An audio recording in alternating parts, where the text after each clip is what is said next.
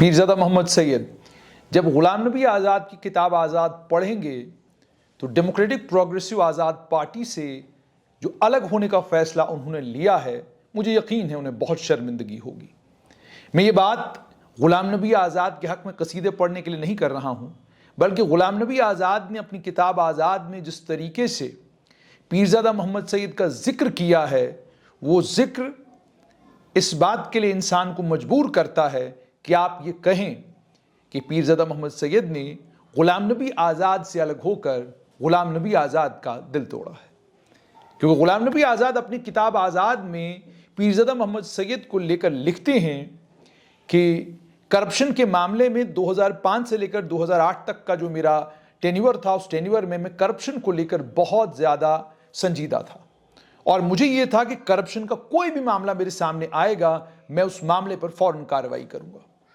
और खुशकिस्मती कहिए या बदकिस्मती कहिए, जिस वक़्त शोएब नबी लोन जो उस वक़्त एमएलए थे, उन्होंने जिस समय असेंबली के अंदर वो तकरीर की, जिस तकरीर में उन्होंने कहा कि इसे सिविल सेक्रेटरीट मत कहिए, इसे सिविल सेक्रेटरीट शॉपिंग मॉल कहिए, शॉपिंग मॉल का नाम सिविल सेक्रेटरीट को दिया और उसके बाद इल्ज़ाम लगाया उस वक्त के एजुकेशन मिनिस्टर पीरज़ादा मोहम्मद सैयद पर, कहा इन्होंने मुझसे पैसे मांगे एक टीचर की ट्रांसफ़र के लिए। हालांकि वो टीचर की ट्रांसफ़र के लिए कह रहे हैं, मुझे अच्छे से अगर याद है तो मामला कुछ और था। वो खड़े हुए इंडिपेंडेंट एमएलए शोएब नबी लोन और उन्होंने ये कहा कि एजुकेशन मिनिस्टर पीरज़ादा मोहम्मद सैयद ने मुझसे 40,000 रुपया रिश्वत लिया, 40,000 रुपया रिश्वत लिया। मामला फिर से बताऊं, ग़ुलाम नबी आज़ाद ने जो कोट किया है, उन्होंने ट्रांसफ़र का मामला कोट किया है, लेकिन अगर मेरी याददाश्त बिल्कुल सही है, मामला किसी और चीज़ से जुड़ा हुआ था। उसमें ना जाते हुए तफसील आगे मैं आपको सुनाता हूं कि वो ग़ुलाम नबी आज़ाद पीरज़ादा मोहम्मद सैयद को लेकर कहते हैं कि पीरज़ादा मोहम्मद सैयद मेरे दोस्त थे, मेरे पारिवारिक दोस्त थे, मेरे उनके साथ ख़ानदानी ताल्लुकात थे और वो ताल्लुकात अब तक हैं, अब भी हम उसी तरीके के दोस्त हैं। और उस वक़्त पीरज़ादा मोहम्मद सैयद जहाँ एक तरफ से एजुकेशन मिनिस्टर थे और दूसरी तरफ वो जम्मू कश्मीर प्रदेश कांग्रेस कमेटी के प्रेसिडेंट भी थे। ये दोनों इंपॉर्टेंट पोजीशंस उनके पास थी। असेंबली में ज़बरदस्त हंगामा हुआ। उस हंगामे के फ़ौरन बाद जब खाने का वक्त आया, मैंने फ़ौरन मिनिस्टर से बात की। उसने इन तमाम इल्ज़ामात को डिनाई किया। उसने कहा ये बेबुनियाद इल्ज़ामात हैं, इनमें कोई सच्चाई नहीं है, मैंने किसी से कोई पैसे नहीं लिए हैं। मैंने उन पर यकीन किया, लेकिन उसके बावजूद मामला चूंकि करप्शन से जुड़ा हुआ था, मामले की नवियत को देखते हुए इस मामले को लेकर एक इंक्वायरी करवाना ज़रूरी था ताकि चीज़ें साफ सुथरी होकर सामने आएं।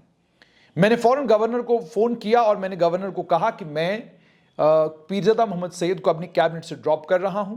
मैंने फ़ौरन डीजी विजिलेंस को बुलाया और डीजी विजिलेंस जो उस वक़्त थे वो एक बहुत ईमानदार और बहुत काबिल अफसर थे। उनकी ईमानदारी पर किसी को कोई शक नहीं, इम्पेकेबल रेपुटेशन था उनका। मैंने उनको कहा कि आप जो है 4 हफ्तों के अंदर अंदर मुझे रिपोर्ट दें और मुझे बताएं कि क्या ये जो इल्ज़ाम 40,000 के इनके ऊपर लगा है, क्या ये हकीकत पर मबनी है। उसके बाद उन्होंने ग़ुलाम नबी आज़ाद ने सोनिया गांधी से बात की और उनको ये कहा कि आप फ़ौरन पीरज़ादा मोहम्मद सैयद को जम्मू कश्मीर प्रदेश कांग्रेस कमेटी के प्रधान यानी जम्मू कश्मीर प्रदेश कांग्रेस कमेटी की प्रेसिडेंट की पोजीशन से भी हटा दें। मैं जानता था कि मैं करप्शन के मामले से जूझ रहा हूं और इस बात पर सोनिया गांधी ने भी मेरी पूरी हिमायत की। और आप इससे ये भी अंदाज़ा लगाइए कि ग़ुलाम नबी आज़ाद की ताकत कितनी थी कि जम्मू कश्मीर प्रदेश कांग्रेस कमेटी के प्रेसिडेंट की पोजीशन से भी पीरज़ादा मोहम्मद सैयद को हटा दिया गया उनके एक बार कहने के ऊपर, और दूसरी तरफ उन्हें कैबिनेट से भी ड्रॉप कर दिया गया। अब ये दोनों मामले हुए। उसके बाद वो कहते हैं कि जब दोबारा असेंबली लगी लंच के बाद, खाने के वक्फे के बाद, तो मैंने जब ये ऐलान किया तमाम लोग खामोश हुए। कुछ लोगों ने ये भी कहा कि आपने बड़ी ज़्यादती की, आपने बहुत जल्दी पीरज़ादा मोहम्मद सैयद को अपनी कैबिनेट से बाहर निकाला, आपको ऐसा नहीं करना चाहिए था। ग़ुलाम नबी आज़ाद उसके बाद कहते हैं कुछ हफ्तों के बाद रिपोर्ट आई और रिपोर्ट में डीजी विजिलेंस ने जब मुझे रिपोर्ट दी तो उन्होंने ये कहा कि ये तमाम इल्ज़ामात बेबुनियाद हैं और जिस शख्स ने पैसा लिया है वो उसने मिनिस्टर के नाम पर यह पैसा लिया है, वो मिनिस्टर का ड्राइवर है, वो मिनिस्टर नहीं है। यानी पीरज़ादा मोहम्मद सैयद ने पैसे नहीं लिए, बल्कि पीरज़ादा मोहम्मद सैयद के नाम पर ये पैसे ड्राइवर ने लिए थे। उसके बाद उन्होंने कहा कि कानूनी जो ज़ाब्ता बनता था उस ज़ाब्ते के मुताबिक ड्राइवर के खिलाफ कार्रवाई हुई और कुछ महीनों बाद मेरी सरकार 2008 में गिर गई। 2009 में दोबारा से जब जम्मू कश्मीर में नेशनल कॉन्फ्रेंस कांग्रेस की कोलिशन गवर्नमेंट बनी, उस कोलिशन गवर्नमेंट के चीफ मिनिस्टर उमर अब्दुल्ला थे और मैंने सोनिया गांधी को जाकर कहा कि मेरा वो साथी, जिस साथी को मैंने अपनी कैबिनेट से हटाया था, जिसको जम्मू कश्मीर पीसीसी प्रेसिडेंट की पोस्ट से हटाने की सिफारिश मैंने की थी, मैं आपसे गुजारिश करता हूं कि उसको दोबारा से जम्मू कश्मीर में जो हमारी हुकूमत बन रही है उस हुकूमत में दोबारा से कैबिनेट का हिस्सा बनाइए।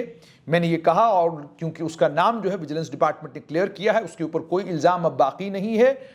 वो हैरान हो गई। सोनिया गांधी ने कहा कि आपने तो उन्हें बाहर निकाला था, अब आप ही कह रहे हैं कि वापस कैबिनेट में ले लीजिए। लेकिन उन्होंने कहा कि उन्होंने इस बात पर मुझे सराहा भी कि आपने विजिलेंस की इंक्वायरी करवा के पीरज़ादा मोहम्मद सैयद का नाम जब क्लियर हुआ, उसके बाद दोबारा आप अपने साथी की, अपने दोस्त की, अपने हमदर्द की, अपने हमनवा की, जिस साथी के ऊपर आप बेइंतहा यकीन और विश्वास करते हैं, जिसे आप अपना दोस्त बताते हैं, जिसके साथ आप बताते हैं कि आपके ख़ानदानी रवाबित हैं, जिसके साथ आप बताते हैं कि आपका मोहब्बत और दोस्ती का रिश्ता है, आप उसको दोबारा से कैबिनेट में देखना चाहते हैं। मैं उस पर खुश हूँ। और उसके बाद दोबारा से पीरज़ादा मोहम्मद सैयद कैबिनेट मिनिस्टर बने और जब तक 2014 तक हुकूमत रही तब तक पीरज़ादा मोहम्मद सैयद मिनिस्टर रहे। उसके बाद गुलाम नबी आज़ाद एक बहुत अहम बात कहते हैं। ये बात आप तक पहुंचानी बहुत ज़्यादा ज़रूरी है क्योंकि किताब का हिस्सा है। इस किताब में गुलाम नबी आज़ाद ये कहते हैं कि पीरज़ादा मोहम्मद सैयद बुरे अच्छे जो भी हालात रहे हैं, उन हालात में हमेशा मेरे साथ खड़ा रहा है। अपने फैसले को लेकर कि उनको कैबिनेट से ड्रॉप करना है, उसको लेकर गुलाम नबी आज़ाद कहते हैं कि मैंने बहुत बेहद बुरा फैसला लिया था। मैं आज से रिग्रेट करता हूं, मुझे आज उसका अफसोस है और मैं अपनी पूरी जिंदगी खुद को माफ नहीं कर सकता हूं कि मैंने ये फैसला लिया और पीरज़ादा मोहम्मद सैयद को अपनी कैबिनेट से बाहर कर दिया। ये मिनिस्टर हमेशा मेरे साथ खड़ा रहा है, सियासी तौर पर मेरे साथ हमेशा खड़ा रहा है। हालांकि मैंने बड़ा सख्त फैसला लिया था, उस सख्त फैसले के बावजूद पीरज़ादा मोहम्मद सैयद ने मेरा साथ नहीं छोड़ा और चट्टान की तरह आज भी पीरज़ादा मोहम्मद सैयद मेरे साथ खड़े हैं। अल्लाह मुझे माफ करे और उसे अच्छी सेहत दे। अब जब मैं उसके बारे में इतनी खूबसूरत और इतनी अच्छी बातें कह रहा हूं, कुछ लीडर ऐसे हैं जिनकी मैंने बहुत मदद की थी, जिनके साथ में बहुत चला था, जिनको चलना मैंने सिखाया था, जिनको सियासत कैसे करनी है वो मैंने बताया था। उन लीडरों ने मेरा साथ छोड़ दिया। उन्होंने मेरी रेपुटेशन और मेरी इमेज को दांव पर लगा दिया और माफ कीजिएगा, उन्होंने कहा कि जिनके लिए मैंने अपनी रेपुटेशन और अपनी इमेज को दांव पर लगा दिया, उन लोगों ने, वो लोग अब मेरे दुश्मन बन गए हैं। लेकिन अल्लाह बहुत बड़ा है और वो सब जानता है। इससे आप अंदाजा लगा सकते हैं कि गुलाम नबी आज़ाद के दिल में पीरज़ादा मोहम्मद सैयद के लिए कितनी मोहब्बत है। और वहीं पर ताराचंद, बलवान सिंह और उस वक्त डॉक्टर मनोहर लाल भी, हालांकि बाद में वो वापस पार्टी में आ गए। तो साफ तौर पर समझ में आ रहा है कि जो किताब लिखी गई है ये इसी वक्त और इसी दौर के बीच में लिखी गई है।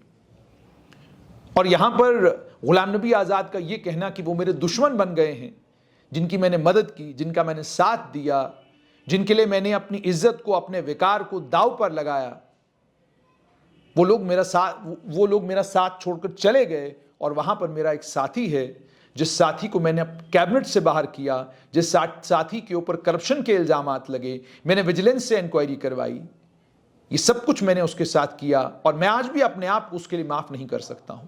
यानी पीरज़ादा मोहम्मद सैयद के लिए गुलाम नबी आज़ाद के दिल में कितनी मोहब्बत और पीरज़ादा मोहम्मद सैयद को लेकर गुलाम नबी आज़ाद की सोच क्या है, ये साफ तौर पर बताती है कि पीरज़ादा मोहम्मद सैयद ने जब गुलाम नबी आज़ाद का साथ छोड़ा तो सियासी तौर पर बड़ा झटका रहा हो या ना रहा हो, लेकिन ज़ाती तौर पर इससे आप समझ सकते हैं कि कितना बड़ा झटका गुलाम नबी आज़ाद को लगा होगा जब पीरज़ादा मोहम्मद सैयद ने DPAP छोड़कर कांग्रेस में वापस शमूलियत इख्तियार की।